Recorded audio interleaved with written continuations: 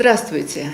Продолжаем изучать тему Tribunals – Criteria and Characteristics.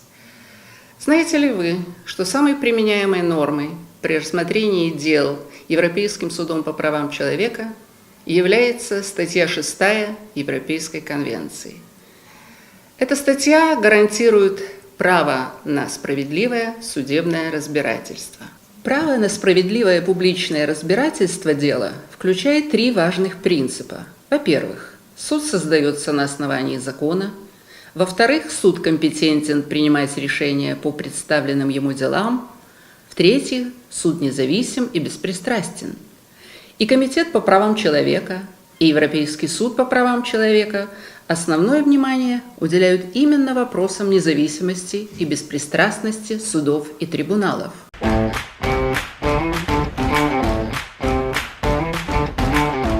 Exercise 1. Check your pronunciation. Complaint, compliance, to govern, the bench, to try, defendant, professional judges, lay judges, juror. Complaint, compliance, to govern, the bench, to try, defendant, professional judges, lay judges, juror. Exercise 2. Repeat after the teacher. Complaint, compliance, to govern, the bench, to try, defendant, professional judges, lay judges, juror. Complaint, compliance, to govern, the bench, to try, defendant,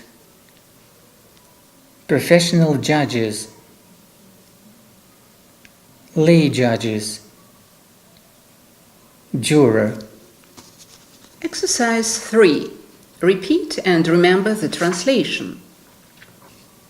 Complaint, Жалоба, compliance, соответствие, to govern, регулировать, the bench, состав суда, to try, рассматривать дело, судить, defendant, ответчик, обвиняемый, professional judges, профессиональные судьи, lay judges, судьи непрофессионалы, juror, присяжный. Complaint, жалоба, compliance, соответствие, to govern, регулировать, the bench, состав суда, to try, рассматривать дело, судить, defendant, ответчик, обвиняемый, professional judges, профессиональные судьи, lay judges, судьи непрофессионалы, juror. присяжный. Exercise 4. Give your translation of the words. Complaint,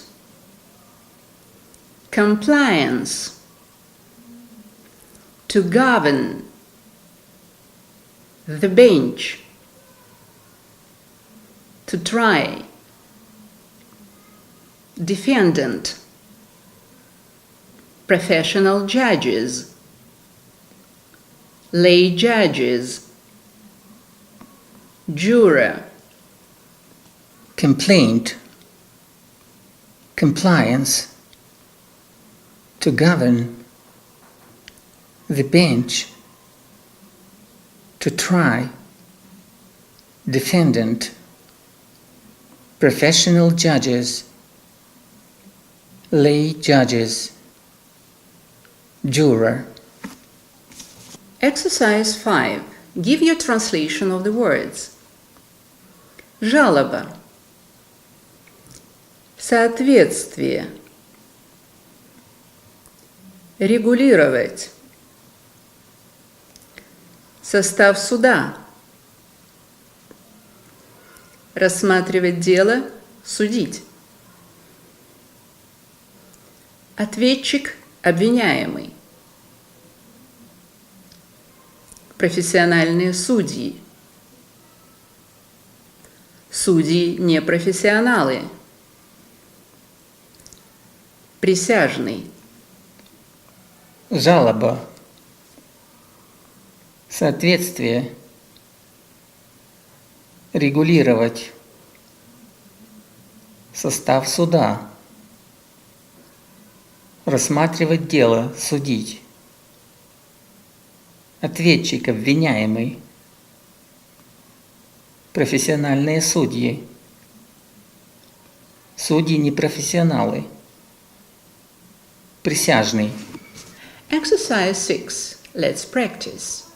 Indeed, an organ not established according to the legislation would be deprived of the legitimacy required in a democratic society to hear individual complaints.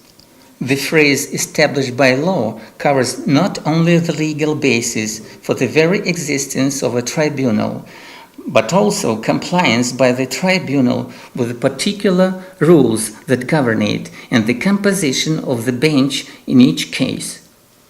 Accordingly, if a tribunal does not have jurisdiction to try a defendant in accordance with the provisions applicable under domestic law, it is not established by law within the meaning of Article 6, Paragraph 1. The principles applicable when determining whether a tribunal can be considered independent and impartial apply equally to professional judges, lay judges, and jurors. Если вы уже выучили слова из этой части, давайте сразу перейдем к следующей. Exercise 1. Check your pronunciation. Party. Separation of powers. Provision. To comply with. Appointment. Term of office. Prejudice. Bias. Party. Separation of powers. Provision. To comply with. Appointment. Term of office. Prejudice. Bias. Exercise 2. Repeat after the teacher. Party. Separation of powers. Provision. To comply with. Appointment. Term of office. Prejudice. Bias. Party. Separation of powers. Provision. To comply with. Appointment. Term of office. Prejudice. Bias. Exercise 3. Repeat and remember the translation. Party. Сторона в деле. Separation of powers. Разделение властей, полномочий. Provision. Положение, норма. To comply with. Соблюдать. Appointment. Назначение на должность. Term of office. Срок полномочий. Prejudice. Предубеждение, пристрастность. Bias. Предвзятость. Party. Сторона в деле. Separation of powers. Разделение властей, полномочий. Provision. Положение, норма. To comply with. Соблюдать. Appointment. Назначение на должность. Term of office. Срок полномочий. Prejudice. Предубеждение, пристрастность. Bias. Предвзятость. Exercise 4. Give your translation of the words. Party. Separation of powers. Provision. To comply with. Appointment. Term of office. Prejudice. Bias. Party. Separation of powers. provision to comply with, appointment, term of office, prejudice, bias. Exercise 5. Give your translation of the words. Сторона в деле. Разделение властей, полномочий. Положение, норма. Соблюдать. Назначение на должность. Срок полномочий. Предубеждение, пристрастность. Предвзятость. Сторона в деле. Разделение властей, полномочий. Положение, норма. Соблюдать. Назначение на должность. Срок полномочий. Предубеждение, пристрастность. Предвзятость.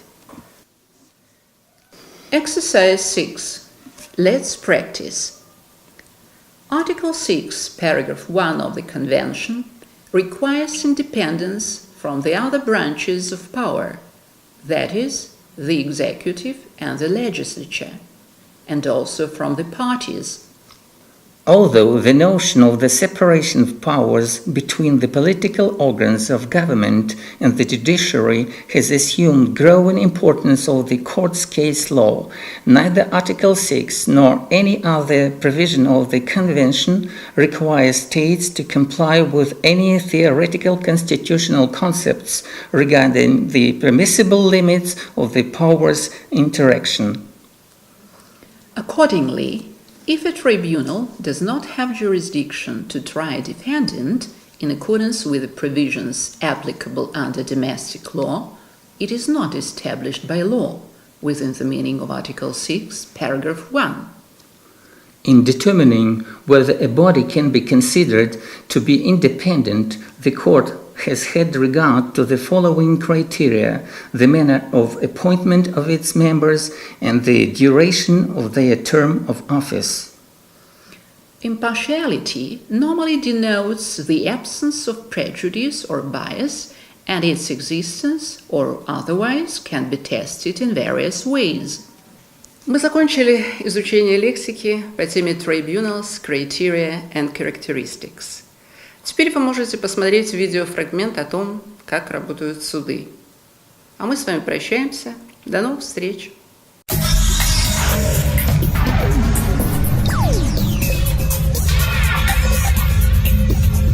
Hey, it's Zacho. Let's answer the question, how do courts or courtrooms work? There are many rules in the courtroom. The reason? The trial, whether civil or criminal, must be viewed by everyone as being fair. If one side believes the other side isn't being fair or playing fair, they can, for example, object, which basically says unfair. The judge then decides whether or not someone is playing unfair. There are two separate sides in a courtroom, the defendant and the plaintiff. The plaintiff is the one saying, hey, this person did something wrong, and the court needs to decide whether or not they did do something wrong. The defendant is the person accused of doing something wrong. In a criminal case, the defendant is the one accused of doing the crime. The plaintiff is the one trying to prove that a law was broken. In state cases, the plaintiff is often called the state. The thought is they are representing the people of the state in bringing the accusations. They can also be called the prosecutor because they are the one prosecuting the person on trial. In a civil case, the plaintiff is the one suing another person or business. The defendant is the one being sued. All courtrooms work under the same basic umbrella. The judge or jury has to decide which side is right or correct. Their decision is called the verdict. In the news and other places, you often hear the word allegedly. In the U.S. court system, everyone is considered innocent until proven guilty. You cannot call a person guilty until a judge and or a jury decides they are guilty. That's why when, let's say, someone is accused of murder or has been arrested, you can only say they allegedly committed the murder, basically meaning they are accused of committing the murder. You cannot say they committed the murder until a judge or jury says they committed the murder.